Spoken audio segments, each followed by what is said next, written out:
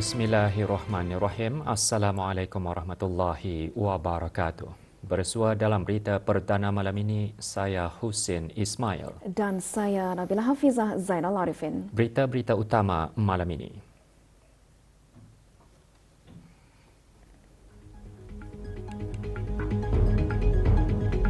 Ke bawah Duli Yang Maha Mulia Paduka Seri Baginda Sultan dan Yang di-Pertuan Negara Brunei Darussalam berkenan menerima menghadap Duta Besar Istimewa dan Mutlak Republik Kesatuan Myanmar.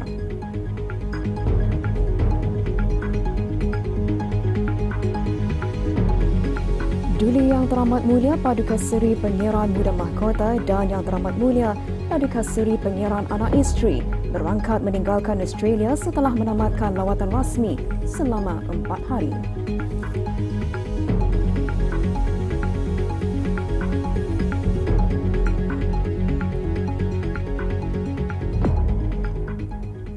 Ke bawah Duli Yang Maha Mulia Paduka Seri Baginda Sultan Haji Hassanal Bolkiah Muizzaddin Wad Daulah, Ibni Almarhum Sultan Haji Omar Ali Saifuddin Sa'dul Khairiwaddin, Sultan dan Yang di-Pertuan Negara Brunei Darussalam berkenan menerima menghadap Duta Besar Istimewa dan Mutlak Republik Kesatuan Myanmar ke negara Brunei Darussalam yang akan menamatkan perkhidmatan. Majlis menghadap berlangsung petang tadi di Istana Nurul Iman.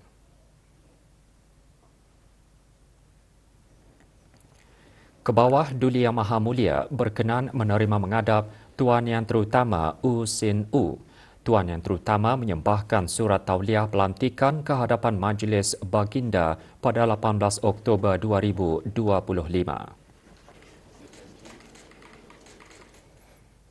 Duli Yang Teramat Mulia Paduka Seri Pangeran Muda Mahkota Pangeran Muda Haji Al-Muhtadi Billah, Ibni ke bawah Duli Yang Maha Mulia Paduka Seri Baginda Sultan Haji Hassanal Bolkiah Muizzaddin Wad Daulah, Menteri Kanan di Jabatan Perdana Menteri, dan Yang Teramat Mulia Paduka Seri Pangeran Anak Isteri Pangeran Anak Sarah binti Pangeran Haji Saleh Abrahaman berangkat meninggalkan Australia setelah menamatkan lawatan rasmi selama 4 hari mulai hari Rabu 12 Ogos 2026 atas undangan The Honourable Richard Marles MP Timbalan Perdana Menteri dan Menteri Pertahanan Australia.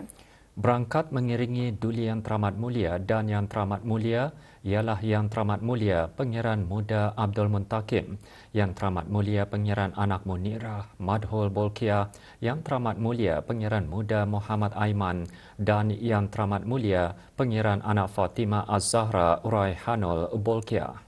Sebelum berangkat meninggalkan Sydney, doa selamat dibacakan oleh Yang Dimuliakan Begawan Pihin Khatib Datu Paduka Awang Haji Hamidun bin Begawan Pihin Seraja Khatib Datu Paduka Seri Setia Haji Abdul Hamid.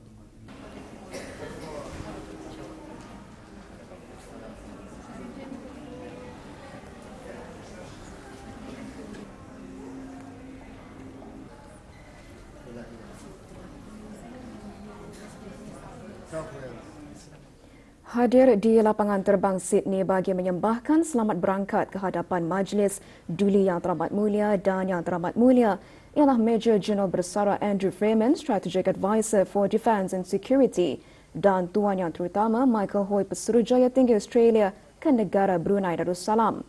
Juga hadir Puan Yang Terutama Dayangku Nur Asliana binti Pangeran Datu Paduka Haji Salihuddin, Pesuruhjaya Tinggi Negara Brunei Darussalam ke Australia.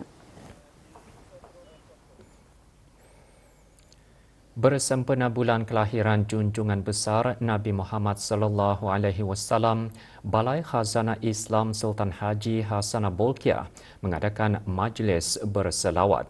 Majlis berlangsung pagi tadi di Balai Khazanah Islam Sultan Haji Hassanal Bolkiah.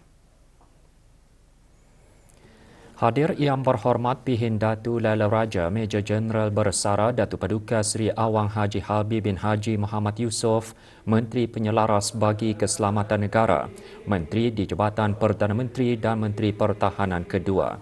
Turut hadir beberapa Menteri Kabinet. Majlis menandakan pembukaan bilik rambut mulia Rasulullah bermula hari ini sehingga 12 September bagi kunjungan orang ramai.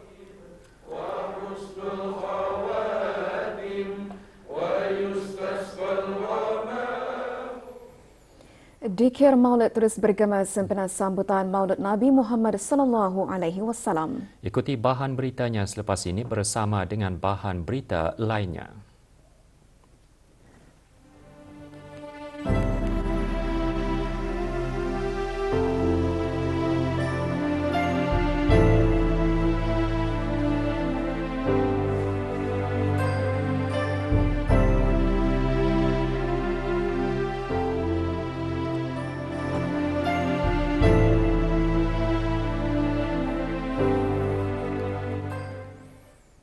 Majlis Persembahan Bercorak Keagamaan sempena sambutan Maulid Nabi Muhammad sallallahu alaihi wasallam diteruskan semalam.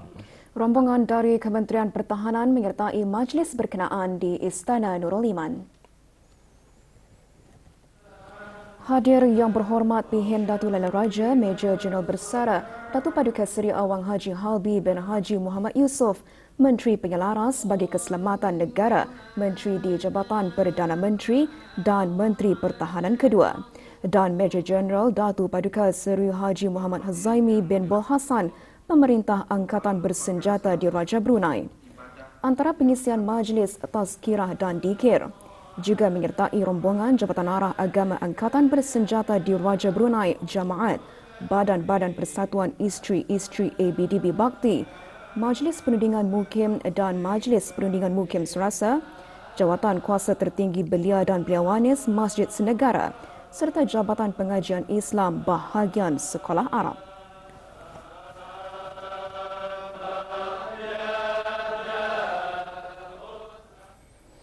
Kementerian Kewangan serta jabatan-jabatan di dalamnya mengadakan Majlis Persembahan Dikir Syarafil Anam sempena sambutan Maulid Nabi Muhammad sallallahu alaihi wasallam. Majlis diadakan lewat petang kemarin di Masjid Suri Seri Begawan Raja Pangeran Anak Damit, Kampung Manggis, Madang. Hadir Awang Haji Asrul Adrin bin Pihin Orang Kaya Setia Pahlawan, Datuk Seri Setia Dr. Haji Ahmad, Setia Usaha Tetap Fiskal Kementerian Kewangan. Majlis diselenggarakan oleh Bahagian Pembangunan Sumber Manusia dan Hal Ehwal Korporat Kementerian Kewangan dan Pejabat Penerbangan ke Bawah Duli Yang Maha Mulia.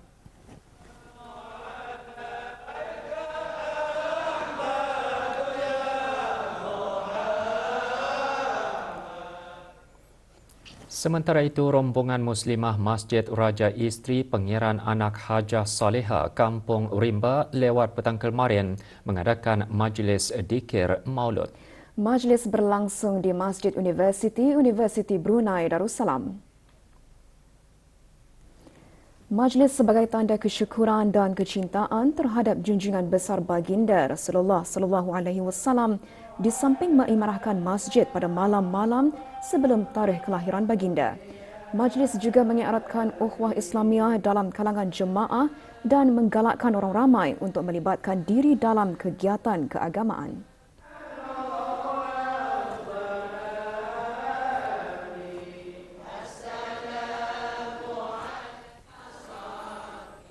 Dalam menyumbang kepada pembangunan generasi yang berpendidikan, berkemahiran dan berdaya tahan yang mampu memacu kemajuan sosial dan ekonomi negara, petang tadi dilancarkan hub pembelajaran Baitul Ilm dilaksanakan oleh kumpulan The Chapter Crafters peserta kohort ke-11 program eksekutif muda YEP. Majlis berlangsung di Kompleks Rumah Kebajikan KRK. Perasmiannya disempurnakan oleh Dayang Haja Norida binti Abdul Hamid, Timbalan Setiausaha Tetap Kementerian Kebudayaan, Belia dan Sukan. Hub tersebut menandakan projek khidmat masyarakat peserta dalam mewujudkan persekitaran pembelajaran yang lebih kondusif untuk penghuni di KRK. Selain memperkukuh akses kepada ilmu pengetahuan dan peluang pembelajaran sepanjang hayat, inisiatif berkenaan juga bertujuan membina masyarakat yang berpengetahuan dan progresif untuk masa depan. Program pendedahan belia-belia yang berpotensi untuk menceburi bidang pertanian berteknologi tinggi kali ke-12 menutup tirainya pagi tadi. Program merupakan salah satu inisiatif dalam mendukung Pelan Strategik Jabatan Pertanian dan Agri Makanan 2022-2030 dalam usaha meningkatkan penglibatan belia dalam sektor pertanian. Majlis penutupan program berlangsung di Pusat Agribisnes Rimba. Penyampaian sijil kepada 22 peserta disempurnakan oleh Awang Haji Nor Azri bin Haji Muhammad Nor, Pemangku Pengarah Pertanian dan Agri Makanan. Program dihasrat dapat menarik minat dan meningkatkan penglibatan para belia termasuk lepasan daripada institusi pendidikan tinggi serta melahirkan usahawan-usahawan pertanian belia yang komited, progresif dan produktif bagi sama-sama menyumbang ke arah peningkatan keluaran dalam negara kasar dalam sektor pertanian.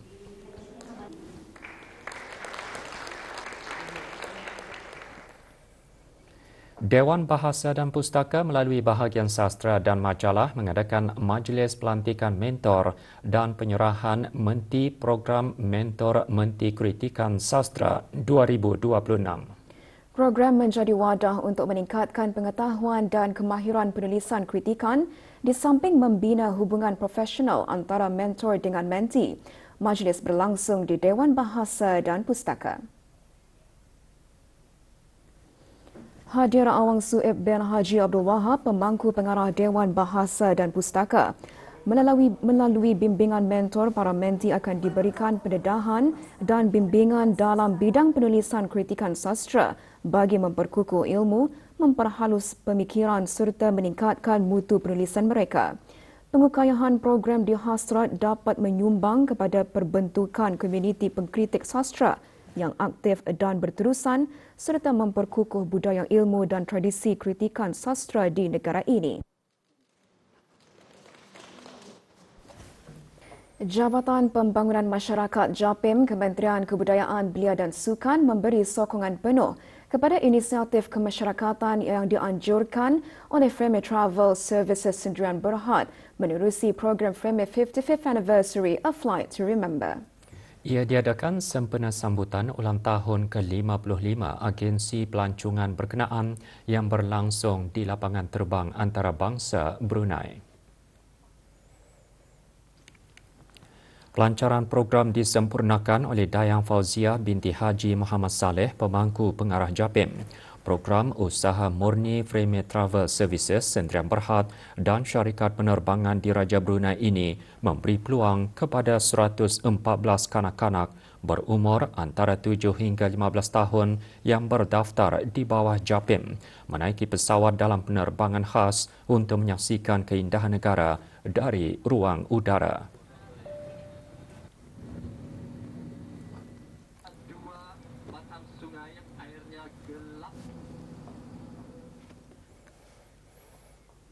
Bagi menghidupkan dan mengimbas semula suasana nostalgia kehidupan zaman dahulu di gelanggang atau kampung halaman, Pertubuhan Warga Mas dan Radio Televisyen Brunei RTB menganjurkan gelanggang kampung.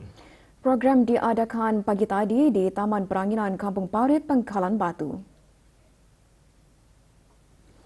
Selain melestarikan permainan tradisional agar tidak dilupakan oleh generasi muda, program juga bertujuan melahirkan rancangan interaktif, segmen santai atau program berbentuk permainan yang melibatkan penyertaan aktif warga emas dan anak muda.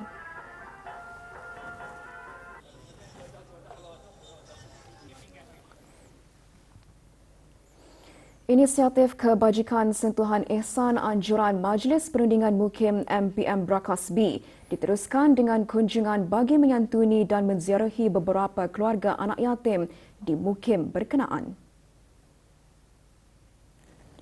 Sentuhan Ihsan merupakan antara inisiatif yang mula digerakkan pada bulan Ramadan dan diteruskan dari semasa ke semasa sebagai usaha mendekati serta menyantuni masyarakat khususnya golongan yang memerlukan perhatian dan sokongan.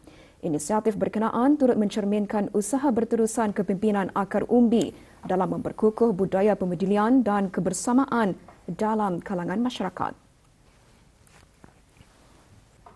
Sukan Malaysia Sukma. Beberapa acara berlangsung melibatkan penyertaan atlet-atlet negara Brunei Darussalam. Bagi acara saingan catur hari kedua kejohanan, Awangku Abdul Wafi Ikhwan bin Pengiran Syaridin menewaskan Iman Hasif Rosli dari Kedah dengan keputusan 1-0. Dari 4 pusingan, peserta negara memperoleh 2 kemenangan dari 4 perlawanan. Kejohanan sukan pencak silat dalam kategori tunggal lelaki Muhammad Syafiq bin Haji Sufri tewas kepada Hadif Irfan bin Mustafa Kamal dari Perak. Dalam kategori tunggal wanita, Siti Salihah binti Sulaiman dari Johor mengatasi pesilat negara Nur Syakirah Mawaddah binti Muhammad Fauzi. Kategori regu wanita yang diwakili oleh Nur Syahindah binti Saiful Rizal, Nur Syahirah Mawaddah binti Lutfi dan Nur Syakirah Mawaddah binti Muhammad Fauzi mengalahkan pasukan Kedah. Saingan taekwondo pula menyaksikan penyertaan negara Brunei Darussalam dalam kategori flyweight lelaki 58 kg. Dalam perlawanan pusingan awal akhir, Muhammad Hizami Amrin bin Muhammad Iman Safwan tewas kepada peserta Pahang. Hobi Tamiya Mini 4WD terus mendapat sambutan dalam kalangan peminat apabila satu pertandingan diadakan di kawasan ruang legar Kompleks Bumi Putra Temburong. Pertandingan ini menghimpunkan peminat daripada pelbagai peringkat umur untuk menguji kereta mini masing-masing dari segi kelajuan, ketepatan dan kestabilan di litar perlumbaan. Ia juga bertujuan memupuk semangat persaingan, kreativiti dan kerjasama dalam kalangan peserta.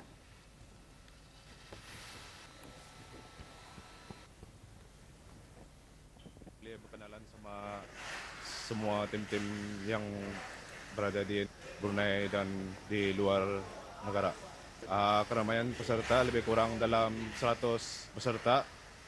Ada yang di luar negeri dan di 4 daerah Brunei.